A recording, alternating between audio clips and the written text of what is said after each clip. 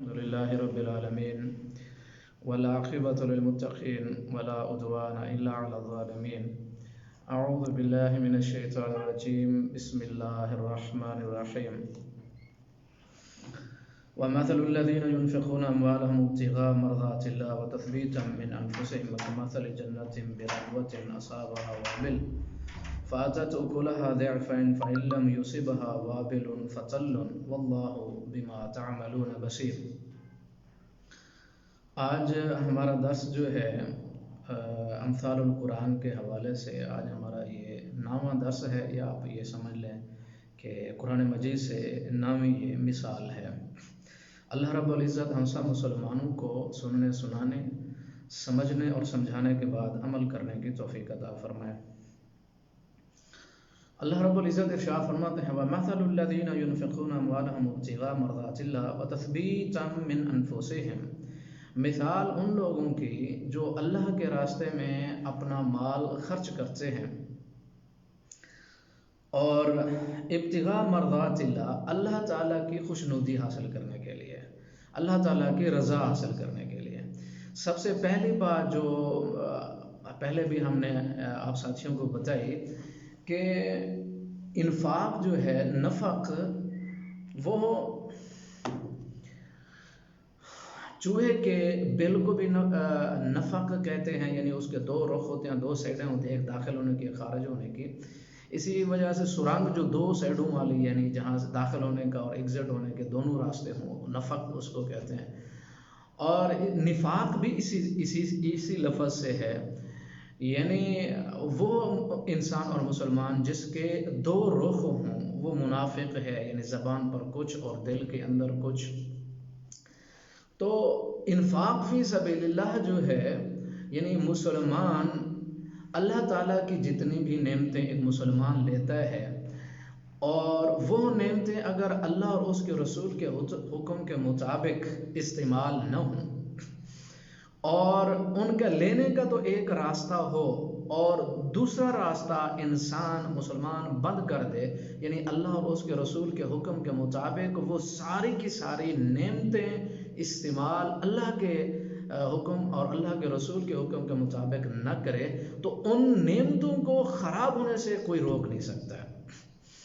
چاہے وہ نعمت عقل کی ہے، فہم کی ہے، سمجھ کی ہے، مال ہے، دولت ہے، بیوی، بچے، اولاد، نسل، گھر بار، خاندان، کنبہ، قبیلہ، زندگی، ایمان اور نیکی بھی رزق ہے. یہ ساری چیزیں اگر اللہ کے لیے نہ ہوں تو پھر جو چیز اللہ کے لیے استعمال نہیں ہوگی اس کو خراب ہونے سے کوئی نہیں بچا سکتا. جس طرح کھڑے ہوئے پانی کی مثال ہے، پانی کھڑا ہوا ہے تو بدبودار بھی بن جاتا ہے، اور 3 چیزوں میں سے ایک بھی چیز تو قابل استعمال نہیں رہتا، نہ انسانوں کے، نہ جانوروں کے، نہ کسی اور کھاتے گا.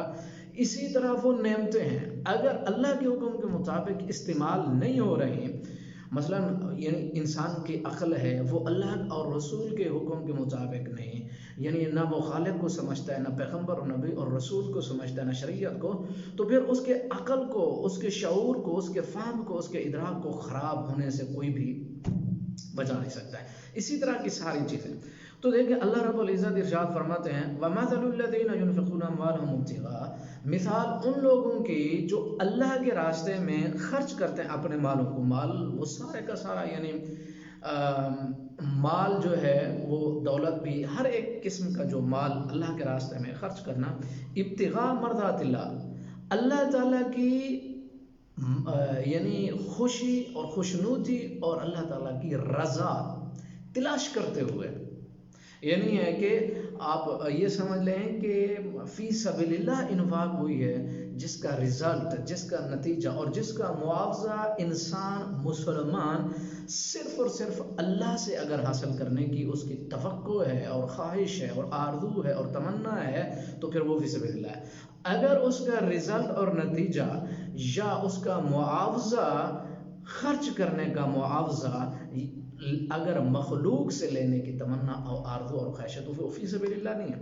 تو مطلب انسان خرچ تو کرے لیکن اللہ کی رضا کے لیے. آگے اگلی بات سنیں وَتَثْبِيتًا مِنْ أَنفُسِهِمْ، اپنی خوشی سے، اپنی خوشی سے، یعنی دونوں کام جو ہیں، یعنی ایک اللہ کی رضا اور پھر اس کی آرزو بھی ہے، تمنا بھی، خواہش بھی، رغبت بھی، اور اپنی مرضی سے اپنی خوشی سے وہ یہ کام کر رہا ہے، اگر ایسا نہیں ہے تو پھر نیکی کوئی رزلٹ اور نتیجہ نہیں دیتی ہے۔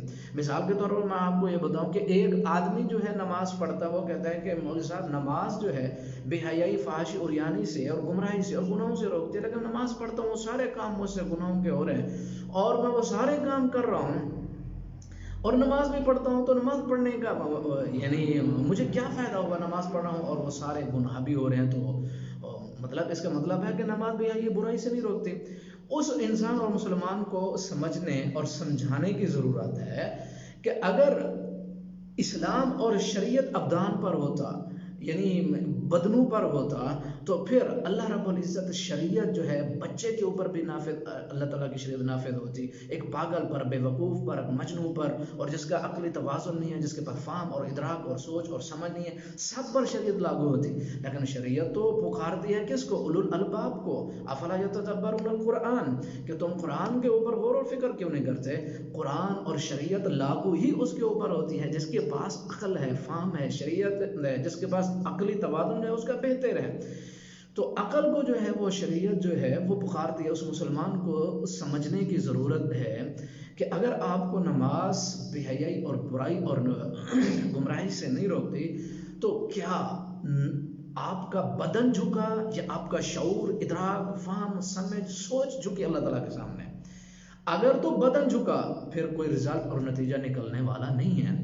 اگر نماز میں آپ کا بدن بھی جھکا، آپ کا فہم، آپ کی سوچ، آپ کی عقل اور آپ کا شعور، آپ کی رغبت، آپ کا شوق اور تمنا اور آرزو، یہ ساری اللہ تعالیٰ کے سامنے سر پر سجود ہوئے، تو پھر یہ ناممکن ہے کہ مسلمان انسان گناہوں سے نہ بچے، نماز اس کو نہ روکے۔ جب تک نیکی کے اندر جو ہے شعور نہیں، ادراک نہیں، پوری رغبت کے ساتھ نیکی نہیں کی گئی، تو وہ نیکی اپنا رزلٹ نہیں دیتی۔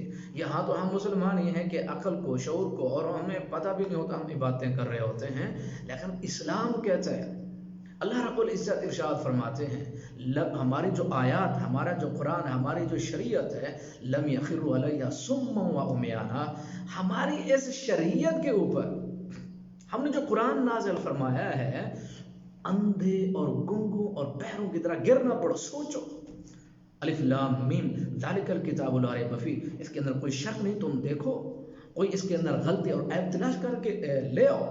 اللہ تعالیٰ ارشاد فرماتے ہیں، پورے عقل، انسانی عقل کو اللہ رب العزت برانگیختہ کرتے ہیں، ترغیب دیتے ہیں کہ آؤ سوچو اور سمجھو، اور مجھے، تم میری عبادت کرو تو سوچ اور سمجھ کر، پیغمبر اور نبوت اور رسالت کو مانو تو سوچ اور سمجھ اور ادراک اور فہم اور رغبت اور آرزو کے ساتھ، اپنی خواہش اور اپنی خوشی کے ساتھ۔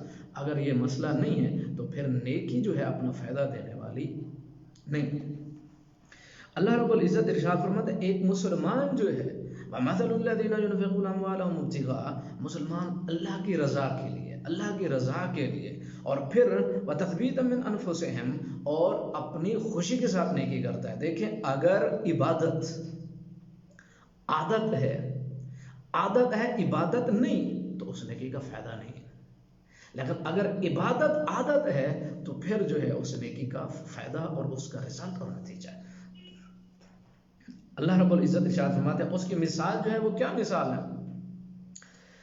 کمثل جنت بربوۃ، جنت جو ہے یہ اب دیکھیں لفظ جن سے ہے، جن یعنی پوشیدہ ہوتا نظر نہیں آتا ہے، اور جنت باغ، باغیچہ جس کے چاروں طرف باڑ ہو، اور یا پھر ایسے درخت ہوں کہ پھر وہ اندر سے وہ نظر نہ آئے، باغیچہ اس کے چاروں طرف یا باڑ ہو یا درخت ہو، اور اسی طرح جنین جو بچہ ہوتا ہے، جنین بچے کو جو ماں کے پیٹ کا بھی نظر نہیں آتا ہے۔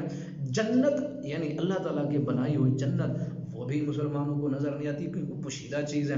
تو اللہ تعالیٰ ارشاد فرماتے ہیں، جو باغیچہ، یہ باغ ہے، کمثل جنت بربوۃ، اور یہ اونچی پہاڑی کے اوپر جو ہے وہ باغیچہ ہو، باغ ہو، اور پھر اصابہا وابل، اور اس کو یعنی بارش ہے اور سیراب کرے پانی، فآتت اکلہا ضعفین، پھر وہ دگنا پھل دے۔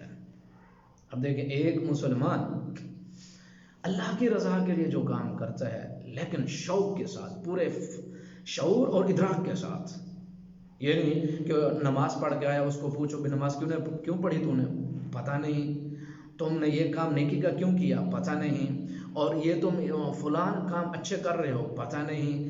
یعنی ایسا اسلام ایسا نہیں چاہتا. اسلام کے اندر جو ہے سب سے پہلے جو عقل ہے، انسان کا جو عقل ہے، سب سے پہلے جو چاہتا ہے عقل کے تم کام کرنے لگے ہو، وہ انسان سے یہ چاہتا ہے کہ سائنٹیفک تھیسس چاہتا ہے کہ مجھے، یعنی آپ منطقی طور پر اور ریزن بتاتے ہوئے مجھے سمجھاؤ کہ یہ کام کیوں کرو. عقل یہ چاہتا ہے، لیکن ایموشنل تھیسس کے ذریعے نہیں.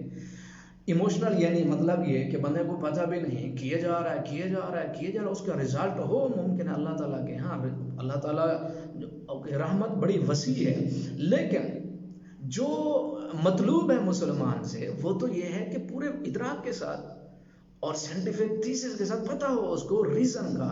اور اگر پھر ریزن کے پیچھے بندہ جاتا ہے، اس کو ریزن تو ہر کام کی ہے، ٹھیک ہے، اگر سمجھ میں نہیں آتی فابہا، لیکن سمجھنا تو چاہیے. لیکن ایموشنل تھیسس کے ذریعے ہم جاتے ہیں، یعنی جذباتی طور پر، اور پتہ بھی نہیں ہوتا. اور یہی مسئلہ ہے آج ہمارے معاشرے کے اندر. ہم مسلمانوں میں ہم ایموشنل زیادہ ہوتے ہیں، لیکن سمجھ نہیں ہوتی، فہم نہیں ہوتا، ادراک نہیں ہوتا، جس کی وجہ سے ہم ان بیلنس بھی ہو جاتے ہیں اور عدم برداشت بھی ہوتی ہے، اور سارا کچھ ہوتا ہے. اور جہاں کام کرنا ہوتا ہے نہیں کرتے، اور جہاں نہیں کرنا وہاں کرتے، وہ سارا کام الٹا ہو جاتا ہے. کس وقت؟ جب فہم اور ادراک اور سمجھ نہیں. ایموشنل تھیسس ہے یعنی بندہ جذباتی ہے تو پھر جو ہے وہ کچھ بھی کر سکتا ہے جب فہم اور ادراک نہیں ہے اس کو.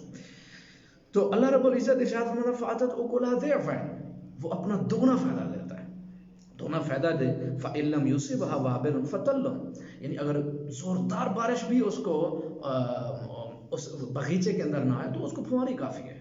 یعنی ایک مسلمان جو پورے شعور اور ادراک کے ساتھ، رغبت اور تمنا آرزو کے ساتھ، اور اللہ کی رضا تلاش کرتے ہوئے وہ جو تھوڑا کام کرے، چھوٹا کام کرے، اللہ تعالیٰ پہاڑوں سے بڑا کر کے اس کو، یعنی اللہ تعالیٰ اس کو اجر و ثواب دیتے ہیں. لیکن اگر ایک مسلمان اس کی یعنی کوانٹٹی بہت زیادہ ہو، کوالٹی نہ ہو، تو پھر اللہ رب العزت ارشاد فرماتے ہیں قیامت کے روز وہ ایسا انسان جس کے اندر جو ہے، جس کے اعمال میں کوانٹٹی زیادہ ہے، مقدار زیادہ ہے، کوالٹی نہیں، پھر اللہ رب العزت اس دن، قیامت کے دن، مچھر کے پر کے برابر بھی ان کے اعمال کا وزن نہیں ہوگا.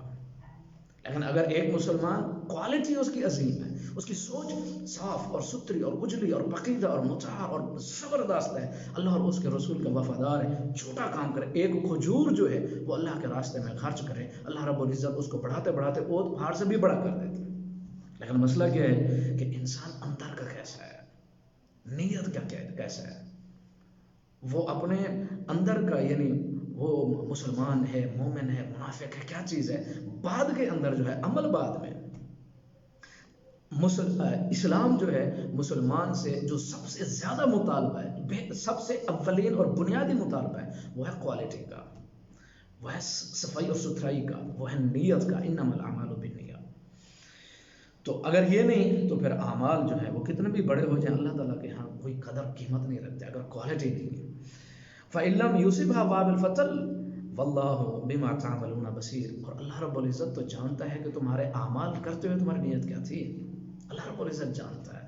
اگر ہم مسلمان اپنے اعمال کو چاہتے ہیں کہ ہمارے اعمال کا رزلٹ نکلے، ہماری زندگی کا رزلٹ، ہماری نیکیوں کا اور یعنی ریاستوں، عبادتوں کا، تو پھر ہم مسلمانوں کو چاہیے کہ ہم سمجھ کے کریں، قرآن کو سمجھیں، اسلام کو سمجھیں، اور نیکی کرتے ہوئے جب یہ ساری چیزیں سمجھ کے، فہم اور شوق کے ساتھ، اپنی ارادے کے ساتھ جب جائیں گے تو نیکی میں لذت بھی ہے اور گناہ کرنے میں تکلیف بھی ہوتی ہے. اور سب سے بڑی صفت ایک مسلمان کی، وہ جس طرح آپ صلی اللہ علیہ وسلم سے پوچھا گیا کہ گناہ کیا، آپ نے ارشاد فرمایا گناہ وہ ہے جو تیرے سینے کے اندر کھٹکے، جو تکلیف دے تجھے کہ یہ غلط کام ہے. اگر ان مسلمان کی یہ صفت ہے، نیکی کرتے ہوئے اس کو لذت محسوس ہوتی ہے، ایک یعنی راحت محسوس ہوتی ہے، اور گناہ کرتے ہوئے تکلیف محسوس ہوتی ہے، وہ مومن ہے، وہ مسلمان ہے، اس کی نیکیاں قبول ہیں اللہ تعالیٰ کے. اللہ تعالیٰ سے دعا، اللہ تعالیٰ ہم سب مسلمانوں کو اسلام سمجھنے کے بعد عمل کرنے کی توفیق عطا فرمائے. وما علینا الا البلاغ.